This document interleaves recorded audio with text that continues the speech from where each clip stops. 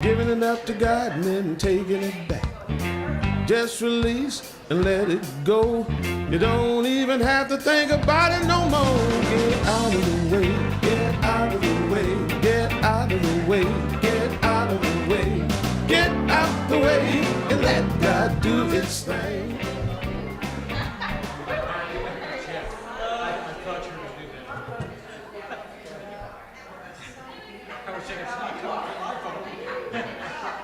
It's all good.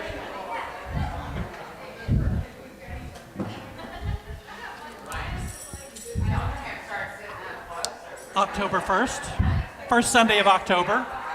Well, good morning, everyone, and welcome to Unity of Music City. So happy to have you here. Can you hear me okay? Yeah, I'm on. 1, 2, check, check, check. All right. Hello, everyone online. We're going to start the service today by singing 2 songs back to back. We're going to get our energy up and get it focused on having a great service today. Let's confirm, everybody, that we are the place where God shows up. Everybody stand. 2, 3, 4.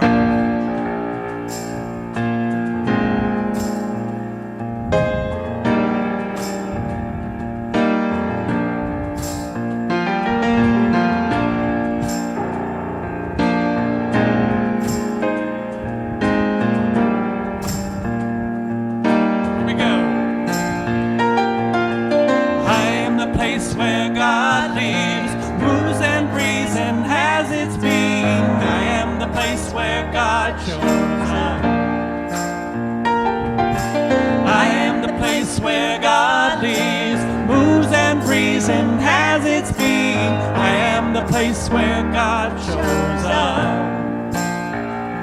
Am I strong enough to bear the burdens that sometimes come living this thing called life?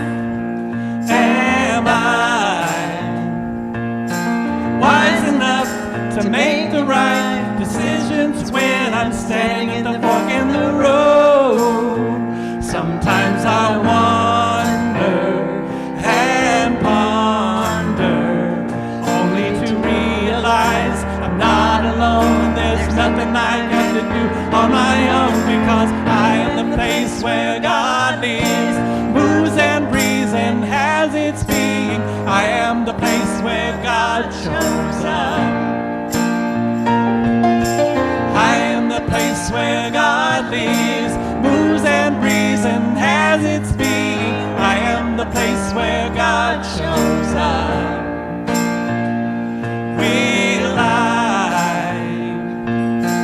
have enough to do the things I need to do to take care of myself? Will I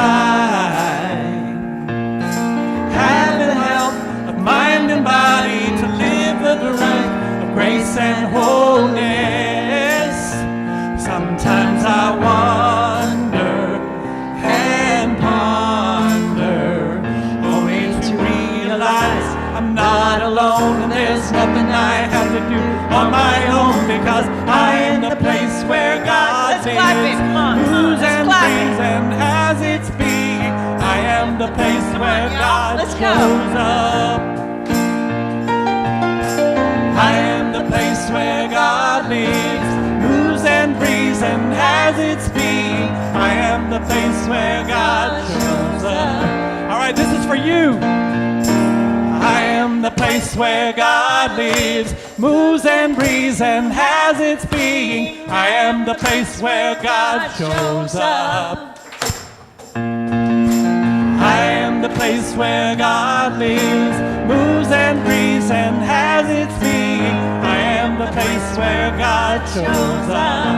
I am the place where God shows up. I am the place where God shows up. One more time. I am the place where God shows up. Yes. Right. Yes. Woo. Use me.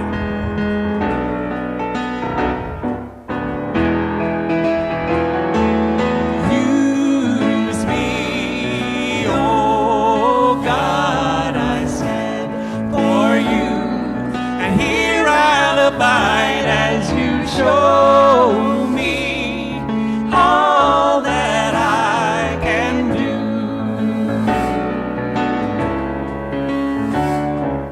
I used to think that God was the sun, God is the sun, but God's so much more than the earth or the stars or all of creation. God is creator, all in all, needing us to shine its light as me, as you.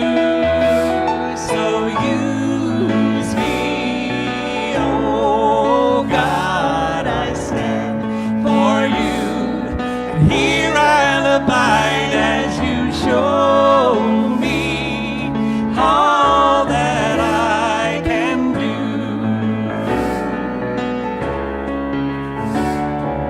Command my hands, what must they do? Command my life, it's here for you. God is the love that heals all creation. God is creator, makes all things new.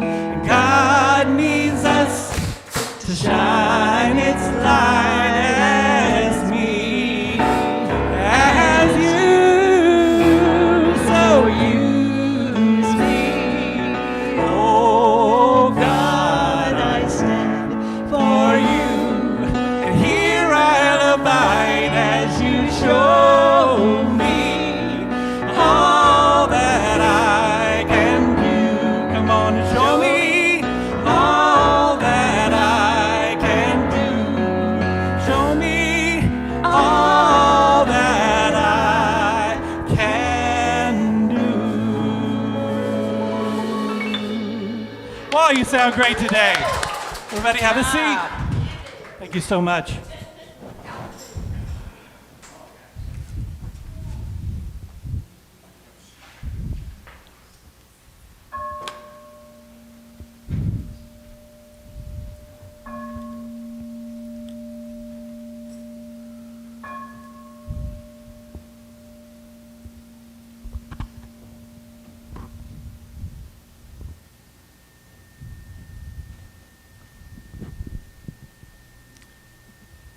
Good morning, Unity Music City. Let's begin this portion of our service by taking a deep, centering breath.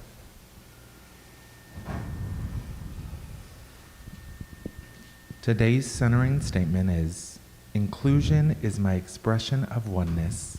We are all connected.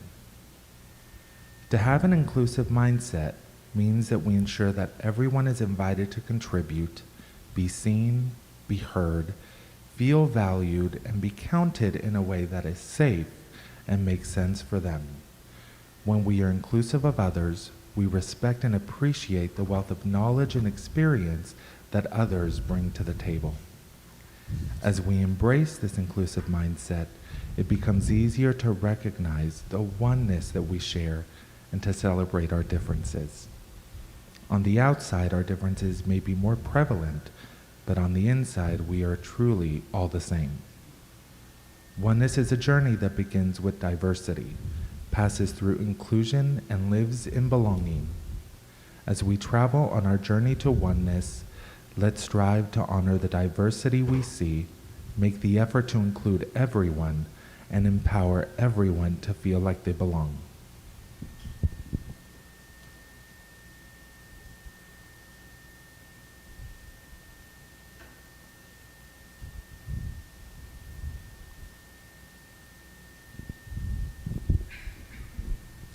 Now please repeat these affirmations after me. I take comfort in knowing that I am part of something larger than myself. I take comfort in knowing that I am part of something larger than myself.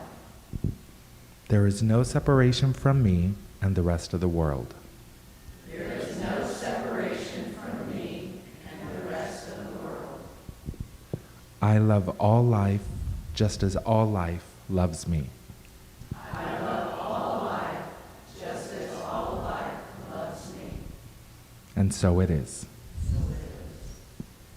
Well, good morning, everyone. As we said, welcome to Unity of Music City, and we call ourselves a place for authentic transformation. And we have a lot of ways that we can do that, right? Let me highlight 3 of the ones that we as a congregation have come together and really highlighted. Unity of Music City is an affirming interfaith spiritual community, meaning that we recognize, accept, and affirm who you are, no matter how you identify in the world, and we encourage a heart-guided exploration of the truth in all faith traditions. You are in a judgment-free zone. We honor the unique path of each person's spiritual journey, meaning that no matter what path led you here, you have something to bring to the table, and that your experiences and your wisdom can only enhance our collective spiritual experience. And by doing these things, we strive to be a presence that contributes to the well-being of all. So thank you for bringing your energy to mingle with ours. And thank you for everyone joining us online. Your presence is felt here too, and we love you. So, Sherry, do we have any announcements? Yes, all right. we do. Okay.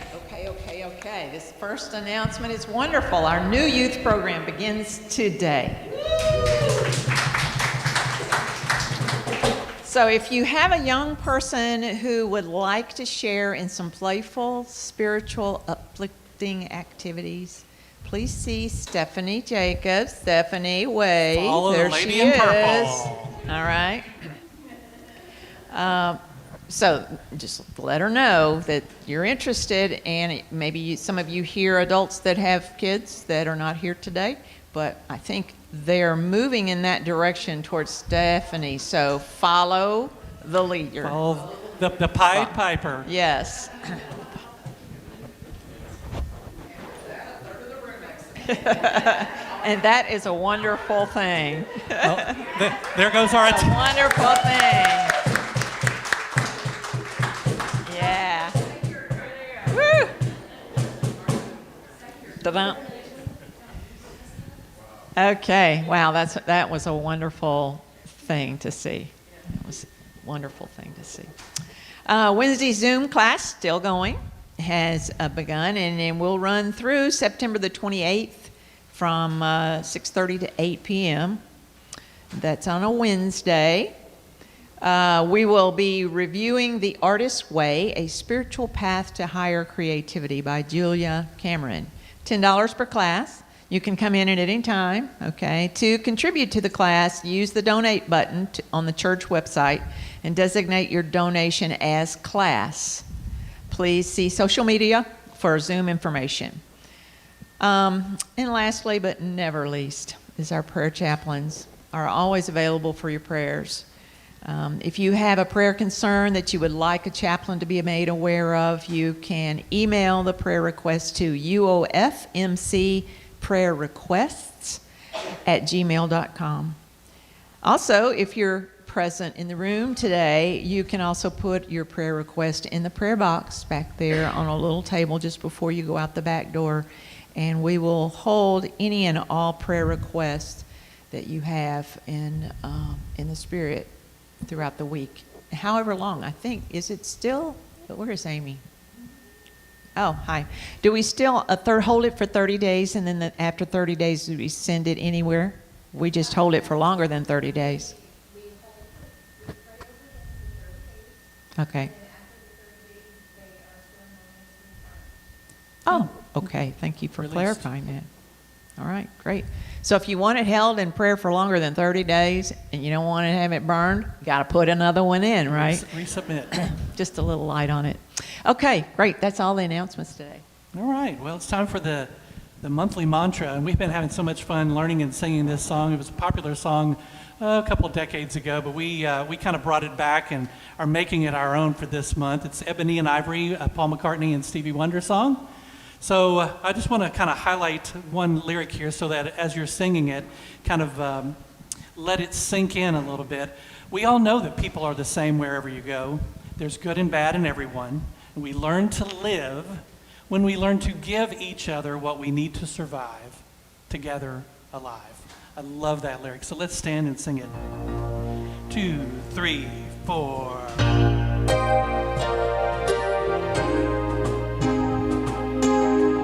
Ebony and ivory live together in perfect harmony, side by side on my piano keyboard. Oh Lord, why don't we?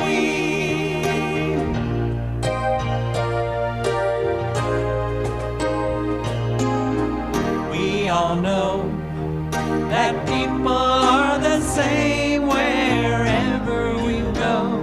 There is good and bad in everyone. We learn to live when we learn to give each other what we need to survive. Together alive, ebony and ivory live together in perfect harmony, side by side on my piano keyboard. Oh Lord, why don't we?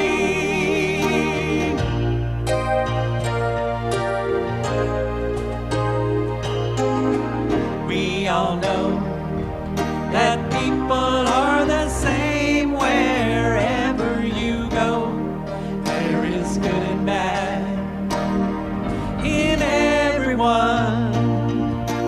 Learn to live when we learn to give each other what we need to survive.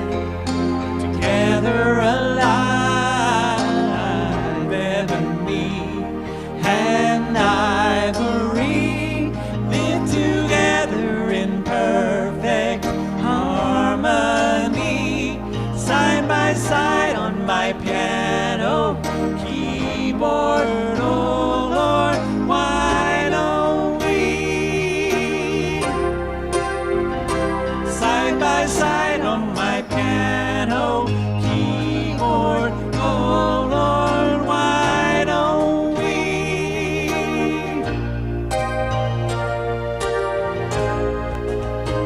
Yeah. Right. Please be seated. I don't know if it's this room or y'all, but I'm hearing like a wall of sound behind me when we're singing. It's a beautiful thing. It's a beautiful thing. And as Amy reminded me this morning, today is the 1-month anniversary of the day we closed on this building. And 1 month in, we have a youth program up and running. All of that stuff feels so good and feels like a beautiful thing to take into meditation with us this morning. The gratitude, the joy, the flow of give and take. Let's just settle into our chairs and close your eyes if that feels comfortable, or just soften your gaze.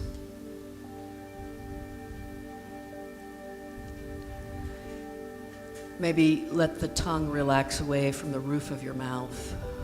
Lower your shoulders. See if you can feel just 5% more relaxed.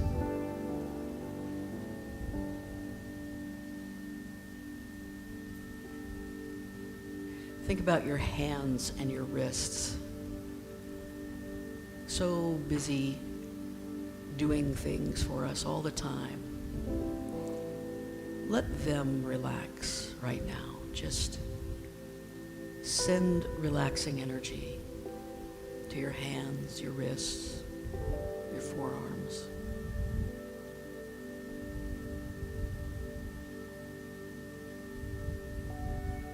We take the time to enter into this sacred space because it is in the stillness that we commune with God.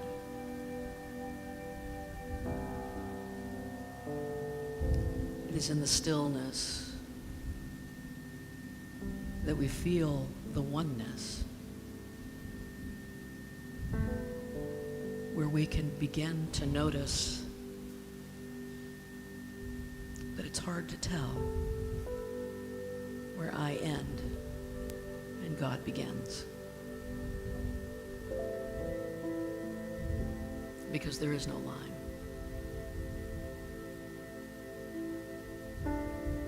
I am in God. God is in me.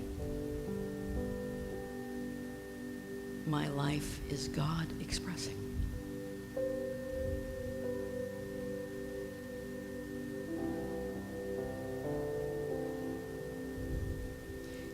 In this space, we can bring anything and set it down. Let it go. Any need, any conflict, any misunderstanding, any rub.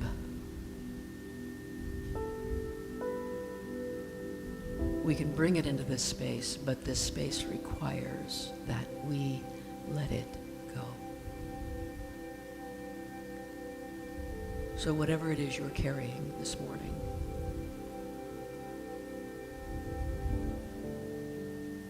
let it go in the silence. In the silence.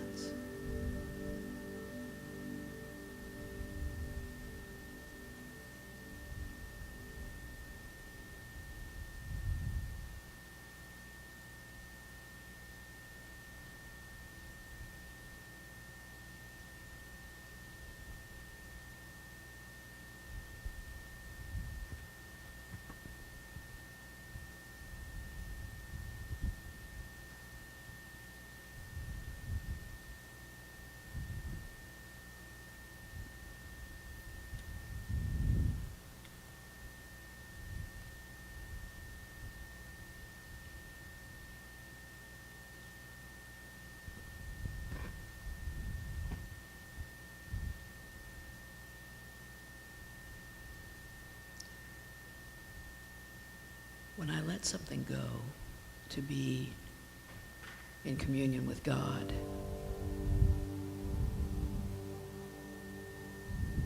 most of the time I realize I never needed to carry it at all.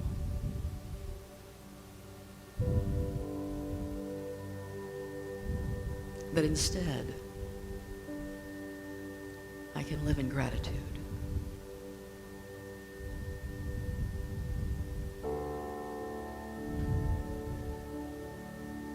I can be thankful for the lesson that I received and for the realization that my life is one lived in grace. Grace and gratitude.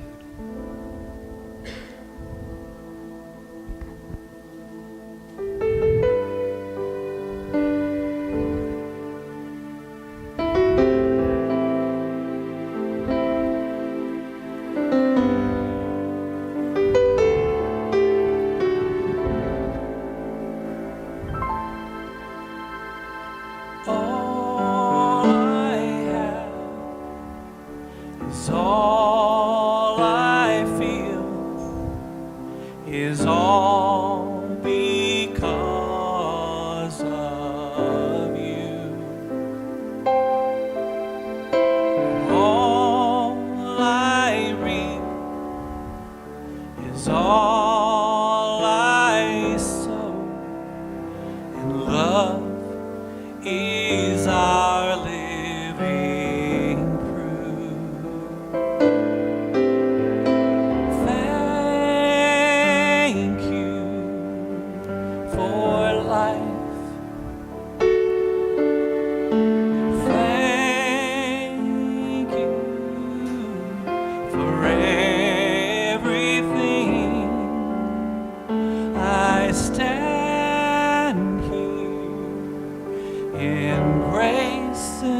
gratitude.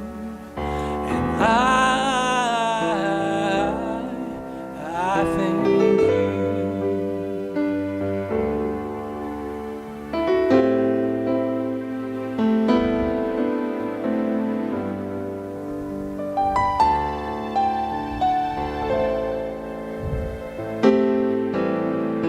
Seasons come and seasons go, no matter what we choose. A thousand names, a thousand roads, all lead to one simple truth. Thank you for life. Thank you for everything.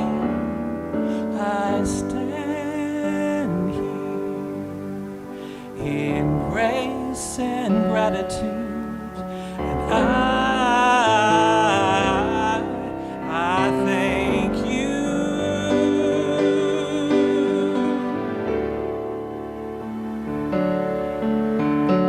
Thank you for everything.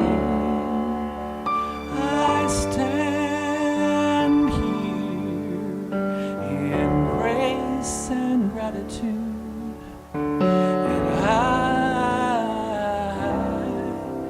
I thank you.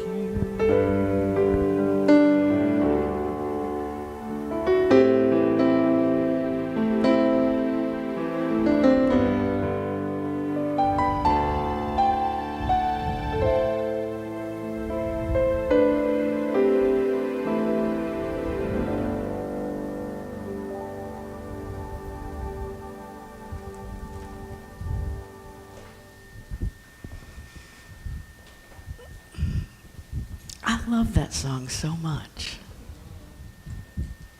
And Ryan, you sing it beautifully. Thank you so much. We've been talking about manifestation. And I don't know about you, but I'm ready to manifest some new chairs. Anybody with me on that? All right. We're going to talk about how you can play a role in that. No, I'm just kidding. We've been talking about manifestation, and today we're talking about the manifestation engine, and that picture right there is solely for Dave Harrison. Because I know what a car guy he is, and what a beautiful engine that is. I don't even know what kind of car that goes in, but that's a gorgeous looking engine right there. And I love that idea, that analogy, that metaphor of an engine, because an engine is kind of like the heart of a machine, right? It has to receive certain things. It has to receive gas, and I think it even has to receive some oxygen, if I'm not mistaken. It has to take certain things in, and then it'll give you the energetic output that you desire. Just with the push of your right foot. I know this because when people are not using it in front of me, I will say, it's the right one, push it. But I love that metaphor of the engine, and I love that we live in this give and flow, this give and take, this give and flow. I made the same mistake this morning. The give and take flow, the giving and receiving flow, and both of those are vitally important. You can't do one without the other. You can't be in one without the other. So we're going to talk about that a little bit today. Just a review first. We've been talking for the last couple of weeks. We've talked about how manifestation must serve the greater good. Right? And that your good is part of the greater good. We talked about the manifestation paradox and how the outcome cannot matter, which seems really, really weird, because why are we manifesting? Don't we want a particular outcome? No, we want the highest and best. That's what we want. So the outcome, how that comes, cannot matter. And we talked last week about the levels of manifestation. How we manifest on a physical level, which is just the working for a living level of manifestation. We all do this. It's working within the existing laws of the universe, the physical, the social, the economic, the religious laws of the universe. We observe certain holidays because that's what our religion asks us to do, right? And that's just, we don't see anything supernatural about that. It's just kind of a social agreement we've entered into, and an agreement of working within those physical laws. We need some more money, we work an extra job, or we take on an extra shift, or we do something. That's physical manifestation. And the second level is emotional manifestation, which is the place where our feelings get involved. And our feelings have to do with faith. We talked about how faith last week is the concentration of energy into one-pointed knowingness. Right? The concentration of energy into one-pointed knowingness. That is faith. I have faith that this will happen. I have faith that this will happen is not, I hope so. I have faith is, I have a one-pointed knowingness about this. I'm holding to a certainty in my spirit about this. This emotional level doesn't substitute for work, it enhances it, right? But that's where the faith comes into play. And then the third level we talked about was the mental level. The training of the mind up beyond the emotions. This is where we start to engage certain skill sets like the power to visualize, to imagine. We engage our will. We start to impose upon the flow of energy our own power of the mind. And then we talked about the soul level, the fourth level. We spend a lot of time on those first three levels. I've been to lots of workshops about those first three levels. Those first three levels make up our personality, our person, the being that we are manifested as in this life, which is really just a learning environment. It's just our laboratory, right? But we're here as soul beings. And if we're just manifesting in that personality, if we're just living in that identity that we've taken on for this lifetime, then maybe we're missing some of the higher ways of manifesting.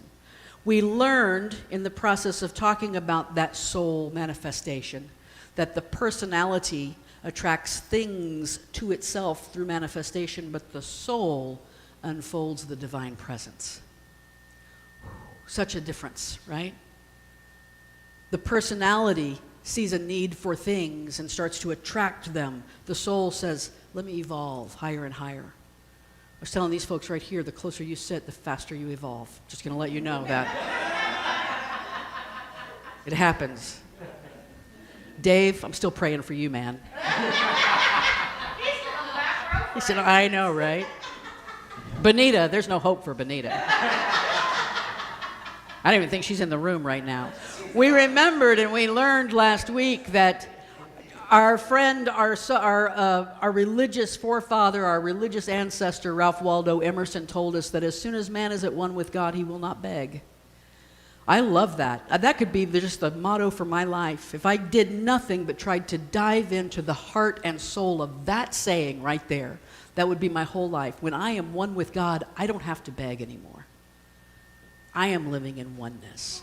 And we put all that together into our own oneness manifestation, that everything else falls into place when I remember who I am. Everything else. Because this is oneness, and inherently in oneness, there is no duality, right? Eastern spirituality has always been focused on this non-duality. You go to India and talk to the Hindus, and they're going to talk about non-duality.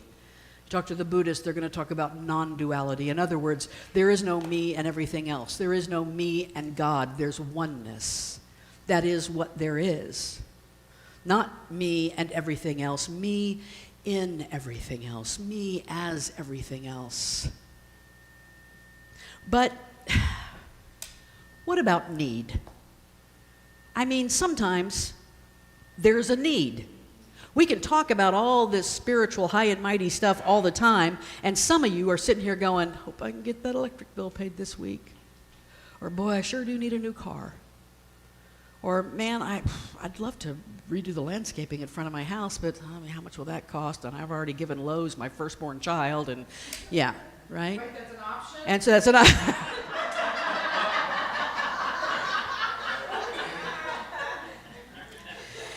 This is ensemble church. This is how we get the award. It's perfect. There is an option, apparently. How do all these nice platitudes address these real-world needs? How do nice platitudes address the fact that with this new building that we're so grateful for, we need a new bathroom, we need new chairs, right? We have our list, we have our priority list of things that we need, right? When I'm face to face with a person who's hurting, with a person who's hungry, truly, truly hungry, they don't need to be told, just remember who you are. In fact, they probably need to smack me right then, right? They don't need to be told, just remember who you are. And by the way, the person who's hurting doesn't need to be told they're doing it wrong. Because we're all doing it wrong, right, up, down, in, out, sometimes in the same day, right? Sometimes in the same day. And in oneness, there is no right or wrong. Because when I'm in need of something, I'm a part of the manifestation engine. I'm here ready to receive. I'm opening my hands, ready to receive.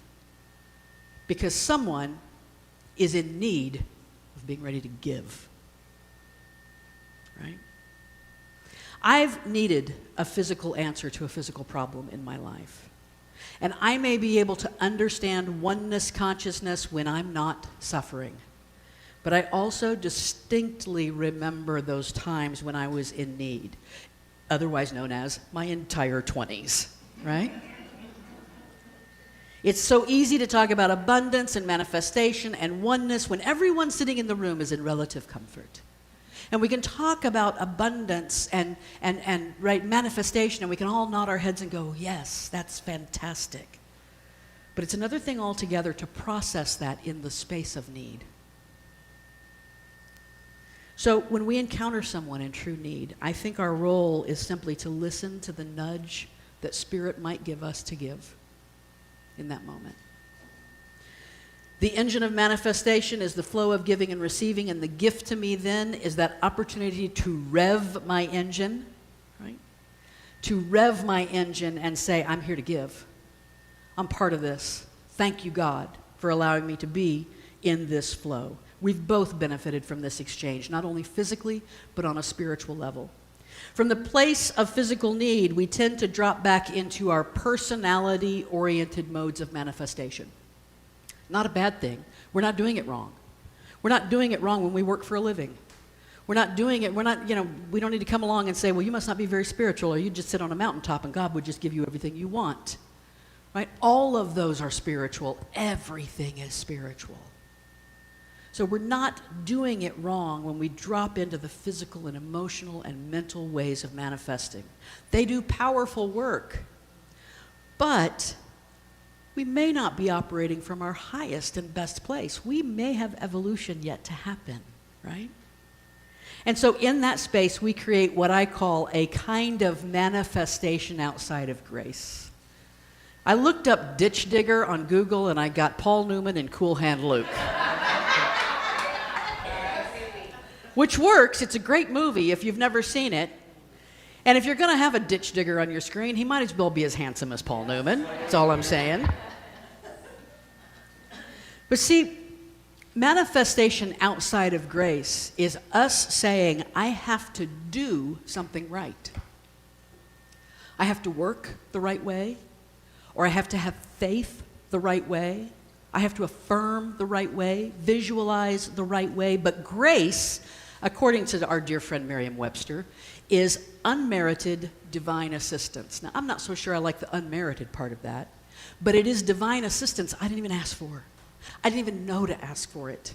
It came along out of the blue and just was offered to me as a gift. And sometimes when we stay in those lower levels of manifestation, this is what we're asking of ourselves. We've been following the guidance in the laws of manifestation by David Spangler, and he says, oops, nope, I didn't put this in here, but I'll tell you what he says. I'll just tell you. He says, expressing a personality orientation, no matter how noble or refined, there's always a chance that a feeling of lack or anxiety or of pressure can creep into the process of manifestation and consciousness, creating obvious or subtle states of tension within the individual, filling the experience with consequent and unwanted strain and stress. Have you ever been there? I have. I've been there where I'm like, I believe, Lord, I believe, right?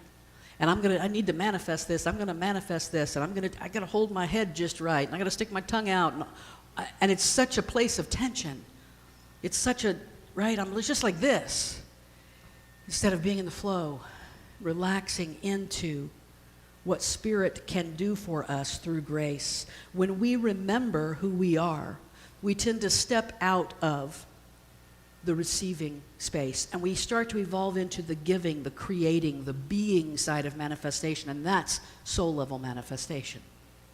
Being the creator, right? Being the one who cranked the engine. What we seek is true abundance. Now, I got to be honest with you. I've always resisted this word just a little bit, and I'll tell you why.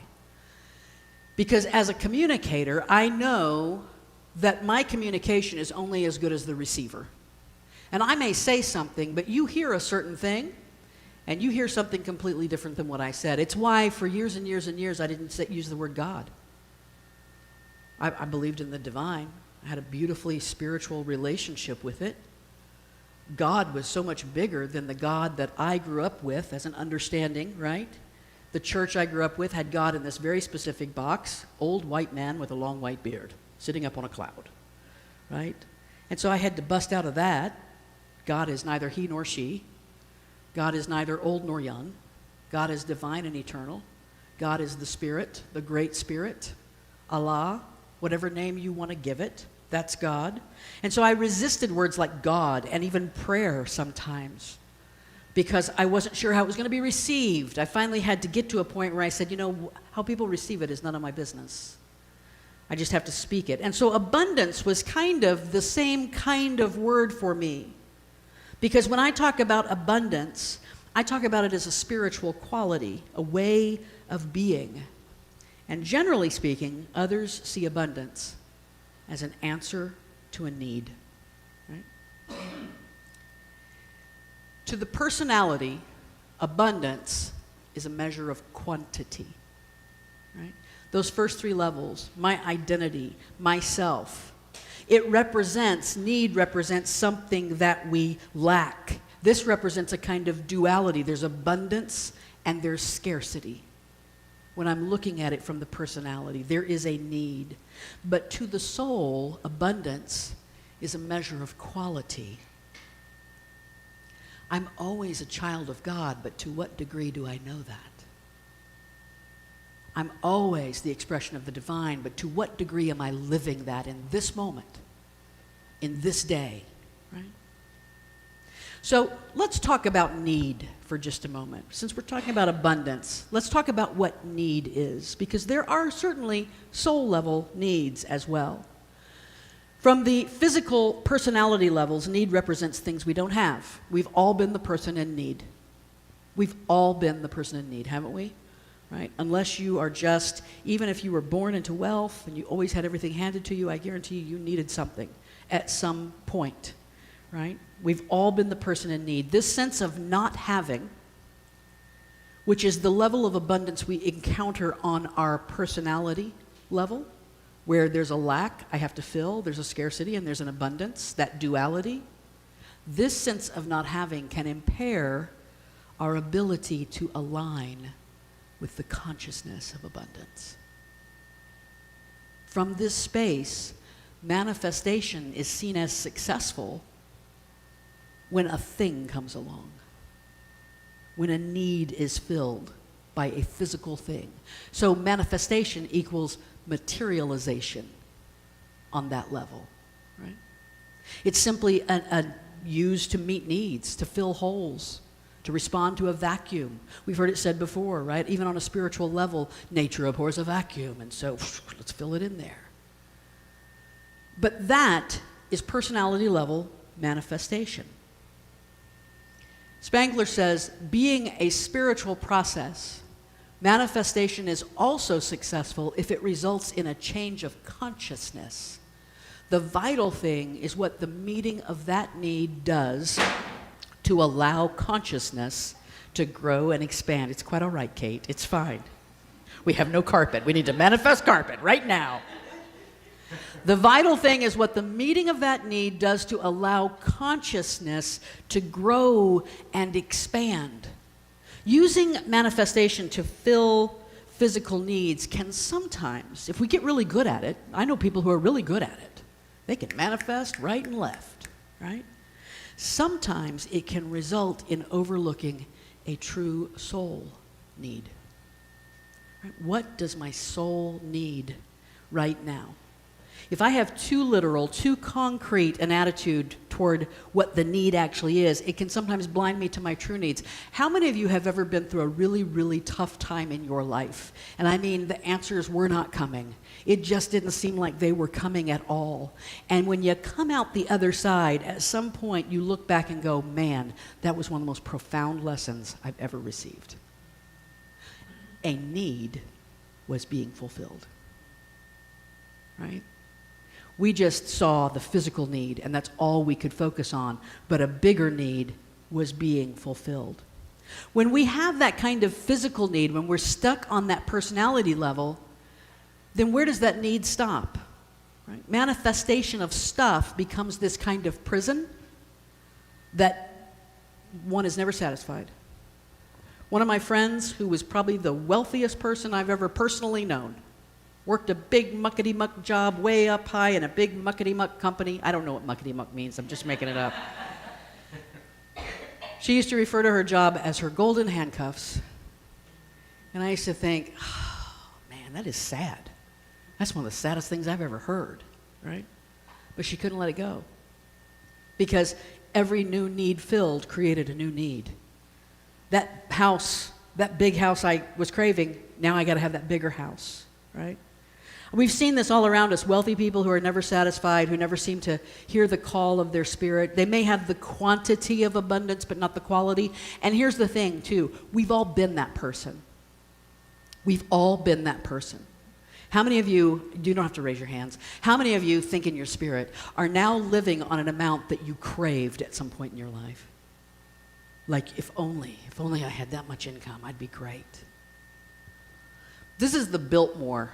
Anybody ever been there to the Biltmore in Asheville, North Carolina? So it was built by George Washington Vanderbilt II in 1895. It's still considered one of the premier examples of Gilded Age architecture.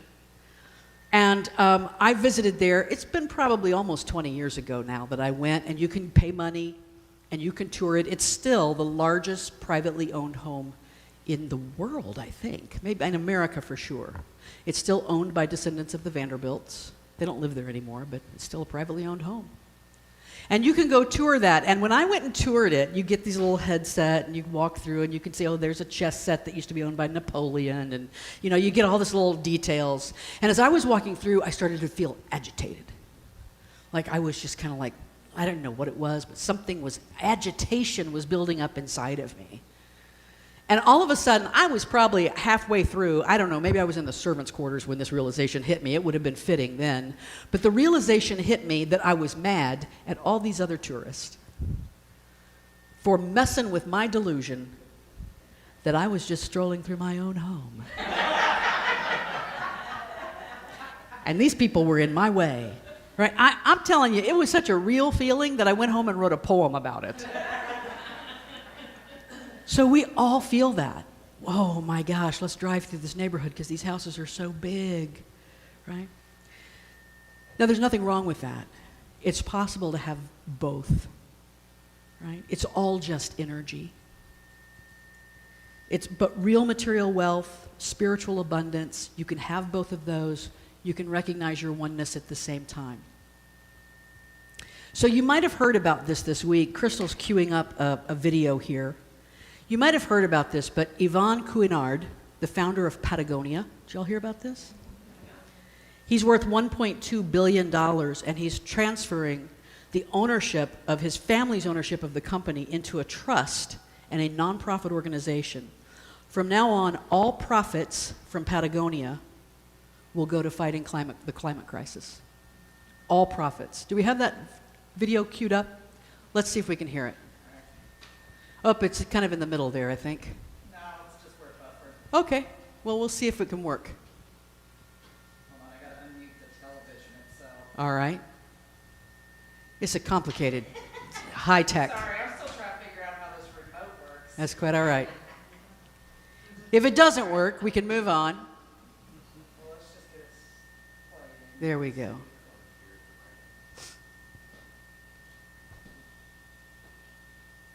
That's all right. I don't think that's it. But it's good to know that we get television.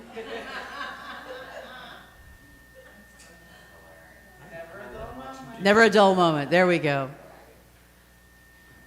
Let's see if we can try it.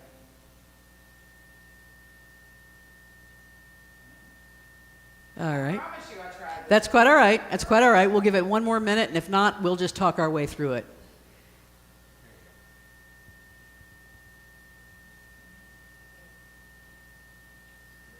I don't think it's playing though. Is it not buffering? That's all right. We're gonna let it go. How about that? Good try. That's okay. I'll tell you. Let me sum it up a little bit there. It's a beautiful. I'll try to post it on social media. Is it? I posted the link in the. Okay. That's fine. It's playing. Now it's playing, but that's all right. We'll move on so we're not too late today. But I want to tell you a little bit about what he says in there. I mean, he talks about the fact that Earth is now our only shareholder, and instead of being a company of profit, we are a company of purpose. And this is what we're setting out to do, is to share our wealth with the source of all wealth, as he puts it, the Earth, right? And it's a beautiful video. We'll share it on social media later on today. There are other people who've done this. I don't know if you've heard about the Giving Pledge. It was started by Warren Buffett and Bill Gates and Melinda Gates. It's really interesting because Bill Gates and Melinda Gates are divorced now, which makes that picture kind of telling, doesn't it? Yeah, it's like, okay. But nonetheless, they are some of the world's wealthiest individuals, and they're huge philanthropists. And the Giving Pledge was founded in 2010 by these three people. And what it is, it's a pledge by the world's wealthiest people to dedicate the majority of their wealth to charitable causes, right? It was started in 2010, it now has 236 signatories. 236 people have signed it, including Elon Musk and Mark Zuckerberg and David Rockefeller, Mackenzie Scott, the ex-wife of Jeff Bezos, who's rich because she's the ex-wife of Jeff Bezos, George Lucas, Barron Hilton. They've all signed this, the Giving Pledge. Now, I'm not here to shame him. Jeff Bezos has yet to sign him, but we might put some pressure on him today to get involved here and be part of the ones who have signed this. This guy right here is Chuck Feeney. Have you ever heard of him? Anybody ever heard of Chuck Feeney? Chuck Feeney is now 91 years old. He's still alive. He became a billionaire over 40 years ago. He had duty-free shops in airports. That's how he made his billions, and I mean billions. A billionaire over 40 years ago. He's the man who actually inspired the Giving Pledge. He set a goal of giving away his entire fortune while he was still alive. So for the first 15 years of doing this, he did it completely anonymously, which goes along with my favorite movie, A Magnificent Obsession, which I won't get into today. I was going to make it a part of it, but watch it sometimes if you can. He did that completely anonymously for 15 years until, outside of his own control, he was kind of outed as a philanthropist. And then he decided, well, okay, since I've been outed, let's just make this a public thing, and that's what inspired the Giving Pledge. Today, his 5 children, by the way, got an inheritance through his first wife, so he's like, they're set, I don't need to worry about them. Today, he lives in a 2-bedroom apartment. He was worth $9.2 billion. He lives in a 2-bedroom apartment in San Francisco with his wife Helga, his second wife, and they travel the world looking for worthy causes to fund through their charitable trust. That's what they do, still at 91. His current net worth is $1.5 million. Now, I know we're all sitting there going, well, that's still a lot of money, Chuck. But it's really not when you're talking about 9.2 billion. And because I go down a rabbit hole with these things, I thought I'd share. When I learn something, I just got to share it, right? So most people can't even fathom the difference between a million and a billion. On the right, that one little bag of money is a million, and on the left, that's $1 billion, right? And this, to me, has a very spiritual element there. I can look at that, and sometimes when I'm asking God for a physical need, when I'm manifesting the money I need for this, I feel like maybe I'm asking for that one little bag on the right. And maybe what I need to be asking is for the evolution into my highest self, right? 1 million seconds was 12 days ago. 1 billion seconds was 31 years ago. 1 million minutes was just under 2 years ago. 1 year, 329 days, 10 hours, and 40 minutes. That's 1 million minutes. 1 billion minutes ago was just after the life of Jesus. 1 million hours ago was 1885. 1 billion hours ago, no humans had walked the face of the earth. That's how different it is. If you worked, this is the one that always gets me, maybe you've seen this on social media. If you started working when Christopher Columbus came to America, 1492, if you started working and you earned $5,000 every day from 1492 until this minute where you're sitting here right now, you would still not be a billionaire.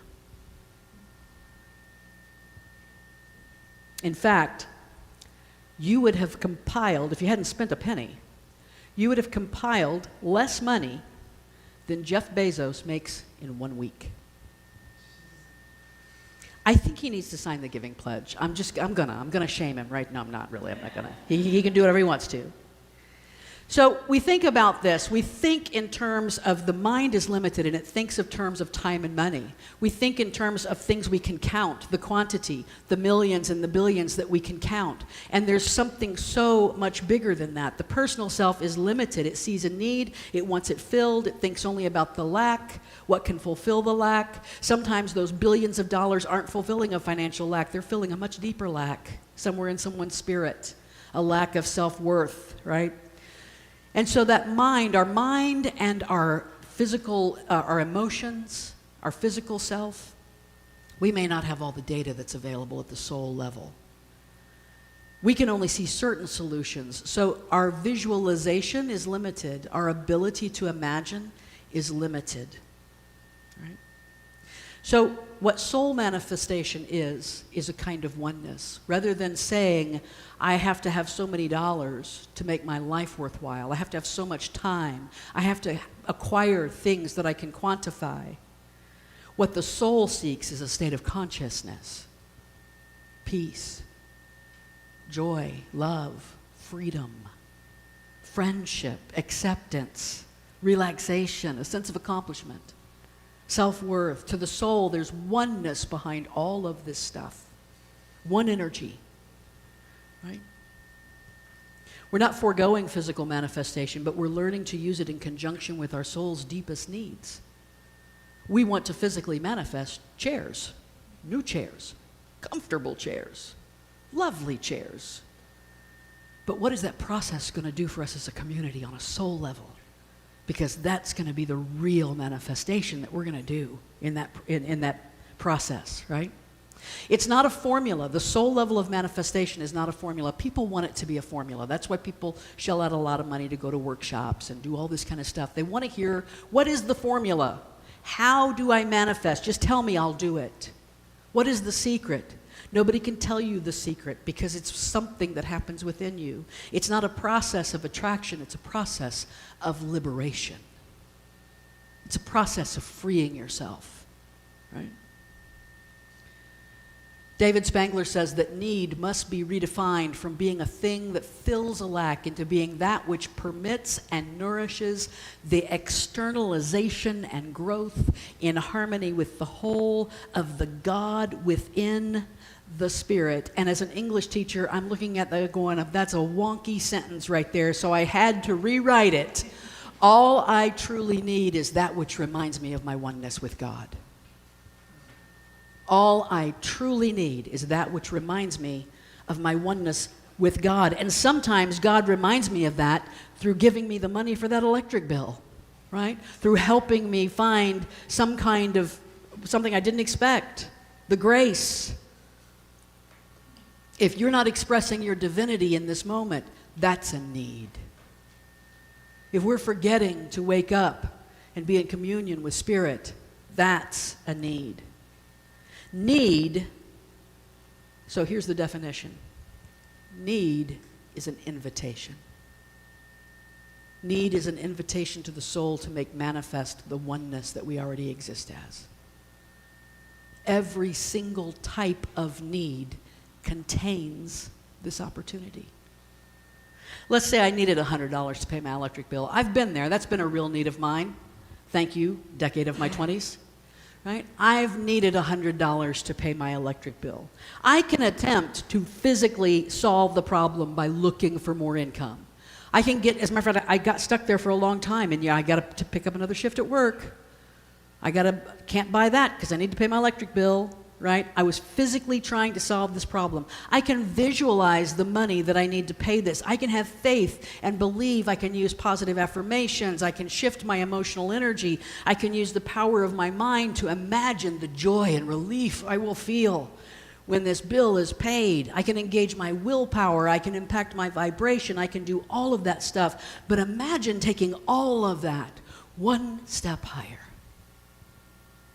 Imagine saying, I know that within this experience, as in everything, there is the seed for greater awareness of my oneness with all that is. I know that this opportunity, like every opportunity that comes my way, contains within it exactly what my soul needs. And I only pray now, Spirit, to recognize that gift when I see it. To recognize that growth when I see it. The most important realization that I can have is the one that manifests an awakening of my spirit into divine freedom, into sacred oneness. Thank you, God, for caring about my physical existence. Thank you for the abilities you've given me to solve problems on so many levels. Thank you for this experience. This is the biggie for me. Thank you for this experience that has reminded me to stop and have this conversation with you. But thank you most of all for the remembrance that I am one with you. There's only one true act of manifestation. That which reveals the being of God and allows it expression and creativity. Right? So creativity is the key. Thank goodness. It's just so happened that we were doing an Artist Way on Wednesday night, talking about how to be creators. So manifestation now, we've talked about manifestation a lot of different ways. Now we can see manifestation as accepting my role as a divine creator.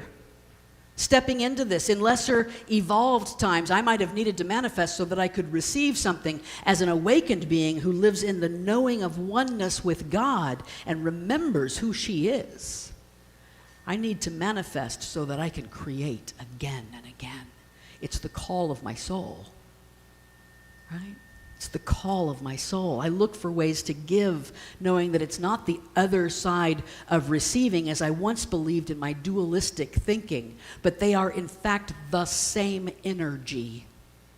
That I am stepping into the same engine of energy, whether I am receiving or I'm giving. Right? Those pistons might be firing up or might be firing down, whatever way the pistons fire, but I'm there. I'm a part of what's going on, giving or receiving.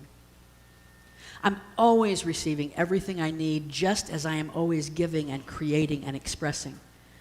Because that person I see in need is me. If I see a person in need, recognizing the need might just mean that I've recognized my need to be a creator of manifestation. I've recognized my need to give because I need to be in that engine of manifestation. It's the call of my soul. That person in need is me. That's oneness.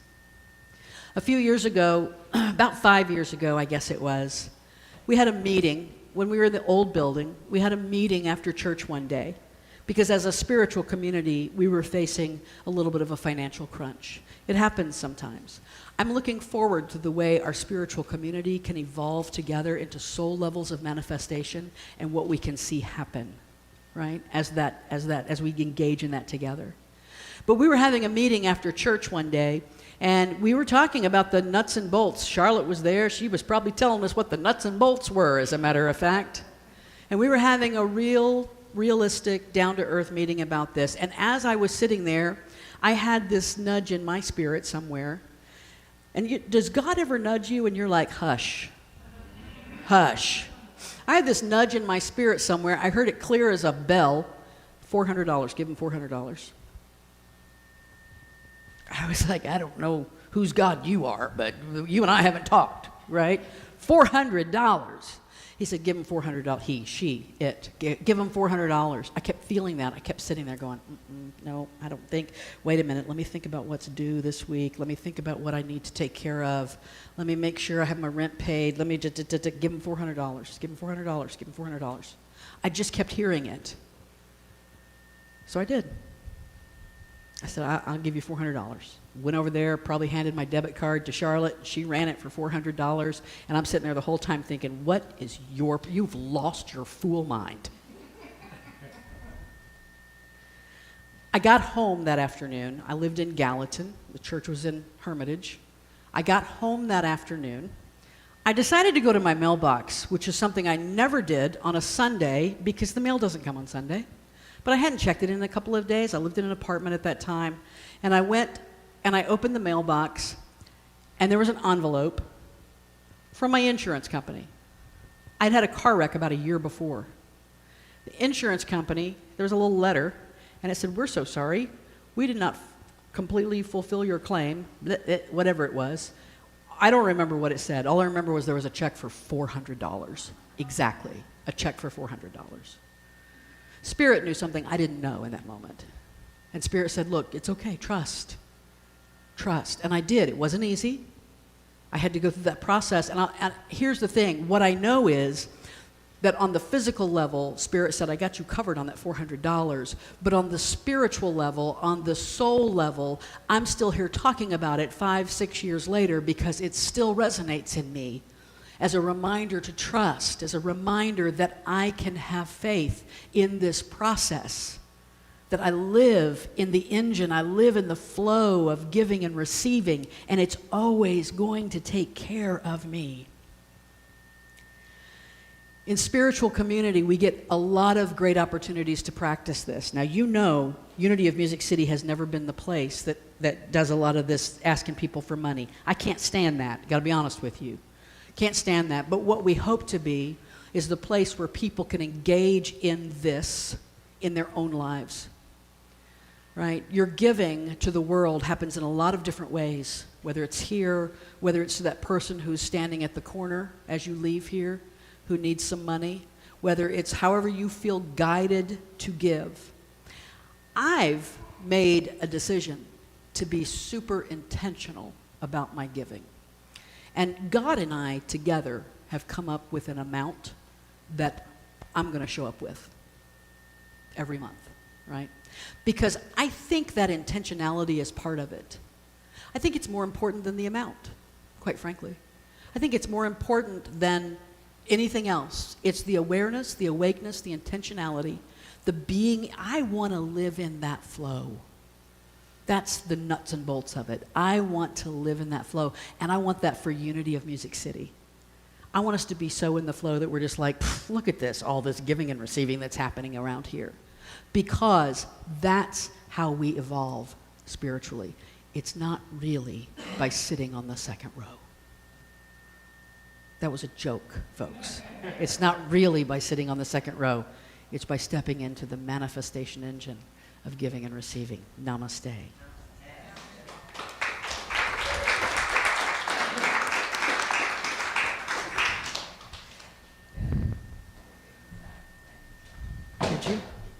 Thank you, you, Reverend Deborah. Perfect.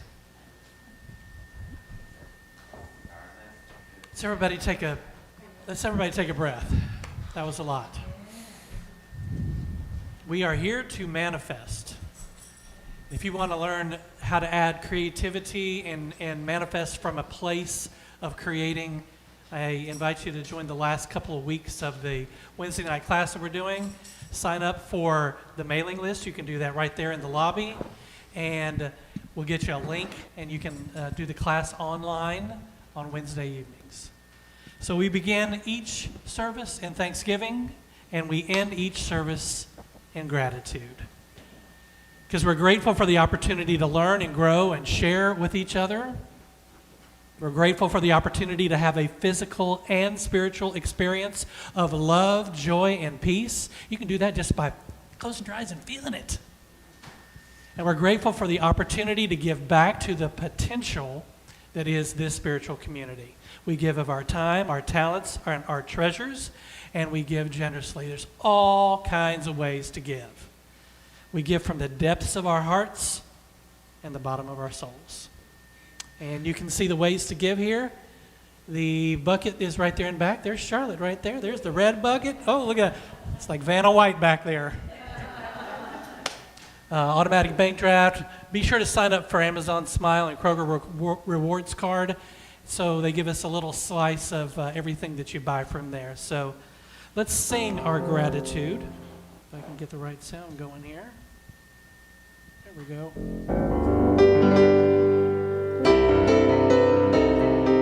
Thank you, God.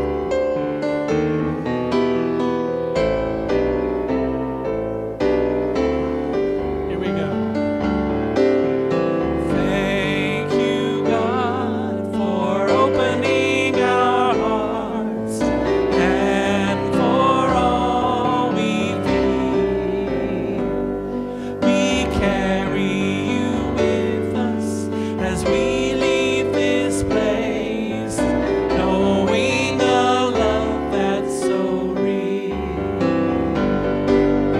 Here in this moment, we stand in our truth. We welcome the peace that it brings.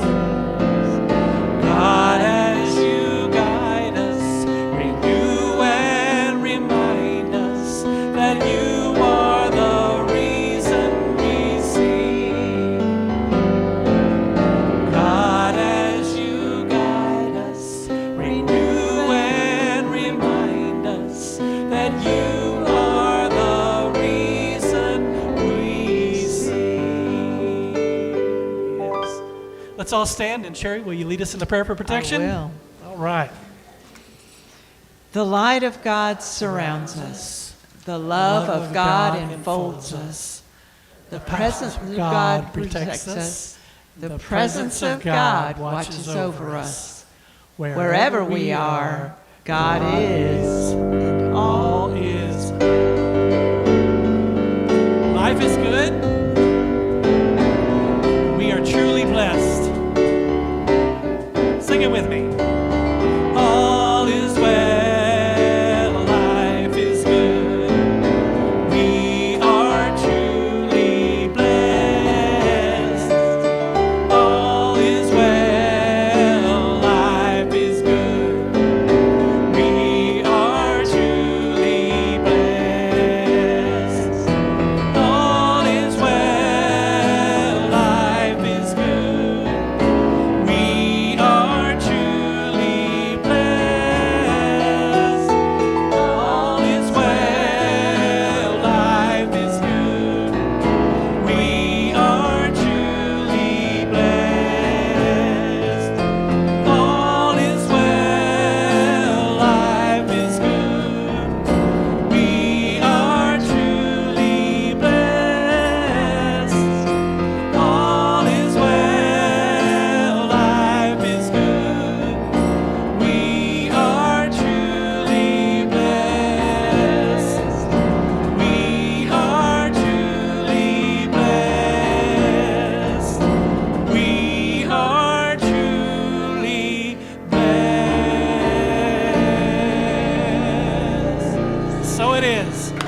everyone have a great week. We'll see you next Sunday.